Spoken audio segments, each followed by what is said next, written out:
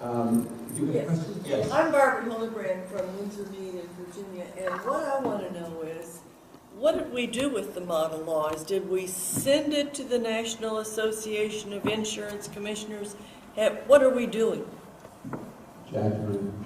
I guess I get that one too. Yes, Okay. we did. But the members of the National Association of Insurance Commissioners are the 50 commissioners of the 50 states, the commissioner for the District of Columbia, and 5 territorial jurisdictions of the United States. So they're the members.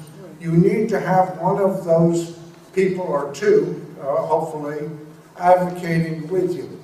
We did submit them to the technical staff, and we asked that it be brought to the attention of Ben Nelson, who is the CEO. Ben Nelson used to be the senator from Nebraska, I believe, if I recall correctly, and who has an insurance background. He's now the CEO of the staff of the National Association of Insurance Commissioners.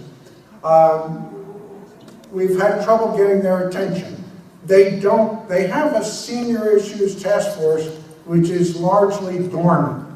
They have not done much, and although CCRCs are regulated by the insurance departments in many states, the political will to bring the NAIC together to do that job has not been there. We're hopeful that maybe we can get some momentum. One of the reasons why I've been involved with Leading Age California is to try to get the providers to work with us to get the California commissioner, who's unfortunately a politically elected person who just became commissioner because he termed out in the assembly, doesn't know anything about insurance.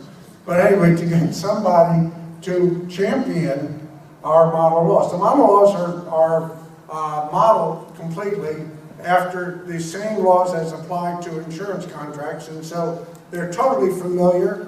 The language in those laws has been interpreted in the courts over many years, so once it gets their attention that there's a group here that's being taken advantage of, then something might happen. But as George Hyde told us last night, in the state of Virginia, when they went to the legislature said, we don't want to take up a new issue. We don't understand why you can't work it out with the providers. The providers ought to be there wanting to work with you. And if they did, we wouldn't have this problem. I don't understand. It buffaloed me when I came. I've known no other industry in which the consumers of the product are not honored for the business that they bring to the enterprise. So I was totally surprised to move into a CCRC and found that I was thereby relegated to second-class status, and that we became an oppressed group whose opinion was not welcome.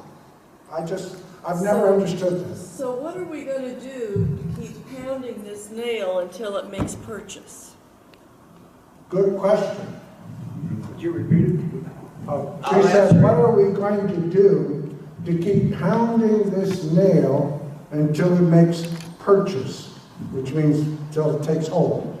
And I said that that's a good question. That is a membership question.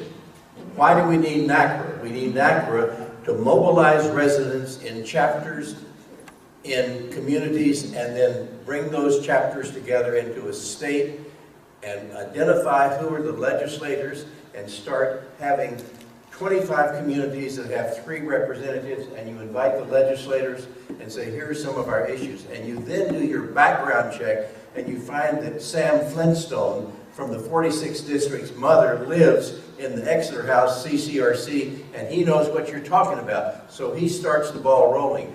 But it's a very slow, deliberate, needs strategic planning and a lot of nurturing.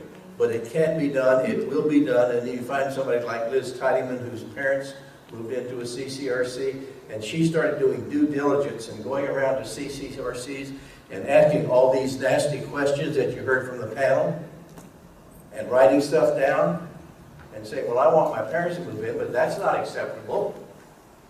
Why don't you do this?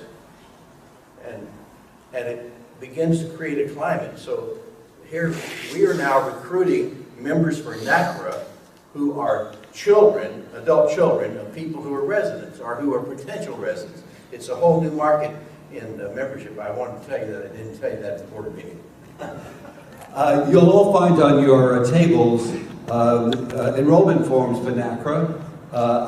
I see a lot of familiar faces. I assume everyone here is a member. You should take the form home and get one of your neighbors to be a member, and if you're not a member, please use the enrollment form to become a member.